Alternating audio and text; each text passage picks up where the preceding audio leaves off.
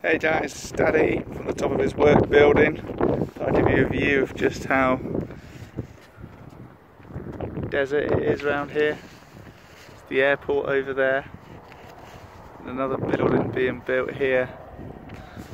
But apart from that, we are the only people here. Right, I'm going to try and read chapter 11 for you. I've tried several times and haven't managed to complete it, so here we go. Okay. At breakfast, Finn's father came into the kitchen and began rummaging through a drawer. "How are you feeling this morning, Finn?" Finn had a mouthful of cereal and couldn't quite get an answer out. "Good stuff. Listen, I've been thinking about what happened yesterday," said his father, now searching through a cupboard. "It's a lack of live legend practice that's held you back. It's my fault, really. We'll remedy that.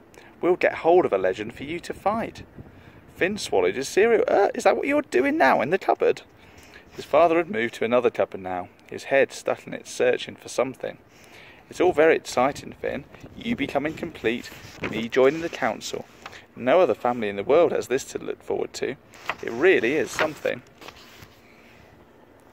He emerged empty-handed from the cupboard and then stood up straight while looking around intently.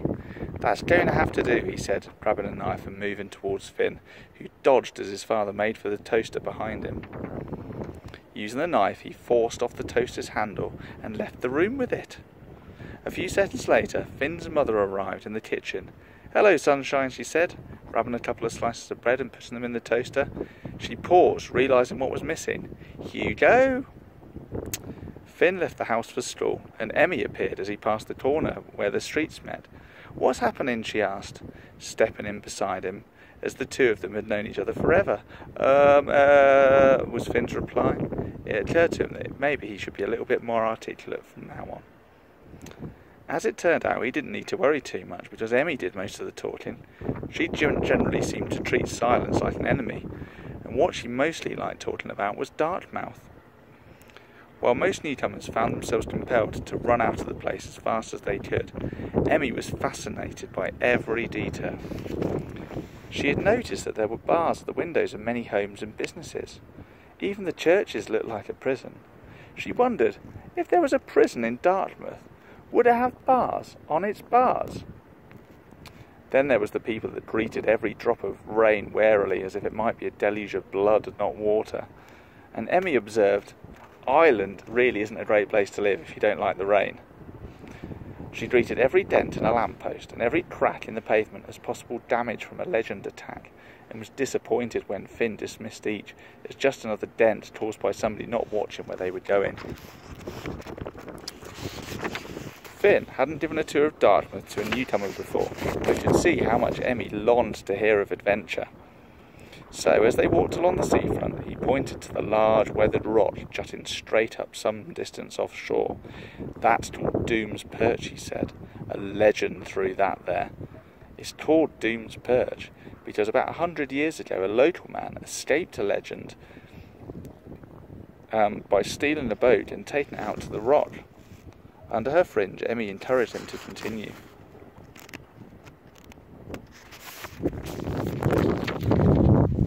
He climbed to the top of the rock, assuming that it would be a good place to hide out, and waited for the legend to pass. Once the attack was over and everything looked safe, he went to climb back down to the boat. "Did he get eaten on the way down?" said Emmy. "No, he slipped on seaweed and fell into the sea and was never seen again. They call it Doom's Perch ever since." Emmy screwed her face up in a torn grin. "Oh yeah, nice one. Try fooling the city girl. You'll have to do better than that, Finn." Finn felt a bit defeated by that. The story was pretty much true. Although he might have made up the bit about the boat being stolen. Because they had dallied on the water storm, they were late, and Finn was forced to take the last empty seat.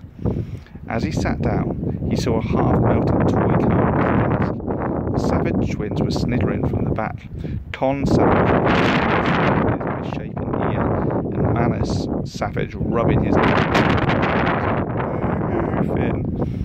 Over the next few days, Emmy asked Finn a lot of questions about Darkmouth. Things that came up most were that she wanted to see the inside of his house, and she was quite persistent. maybe I could come to your house instead, Finn suggested. Nah, she responded. She did lots of things to try and get Finn to agree for her to come to his house. And when Finn tried batting it off, she kept saying, nah. Will your friends come and visit you here? Nah. Do you have a nice house back in the city? Nah. I suppose the city was really nice to live in? Nah. Do you miss your cat? I like cats, but my dad's not big into pets. Oh, I'd love it if Silver was here, but I couldn't bring him. Is a friend mine and him? Nah. But when it came to Finn's house, the words poured out like water from a burst pipe. Why can't I come in? I won't touch anything. I'm not supposed to. I just have to see what it's like in your house, because I can't imagine what kind of place it is. When your father's job is, well, you know, and the way everyone talks about your family and how you spent like centuries doing this sort of thing, there must be amazing things lying around. Because of all that time, all those legends. Legends, interrupted Finn. What? Asked Emmy. Isn't that what they're called? Yes, said Finn, frowning, but people don't usually get it right. They call them monsters instead. Did you know about Darkmouth before you came here? Nah, she said. It also became clear over the following few days that Emmy wasn't particularly interested in getting to know anyone else at school, only Finn. He didn't quite know what to make of it, but he was glad she did most of the talking, because it stopped him saying anything stupid. That Friday afternoon, as they walked home, Emmy asked yet again if she could come into his house, and his resistance broke so suddenly he could almost hear it snap. Oh, okay. That stopped Emmy dead on the street. Finn kept going, quietly satisfied with having said the right thing, and keeping his mouth closed in case he followed up with saying something wrong.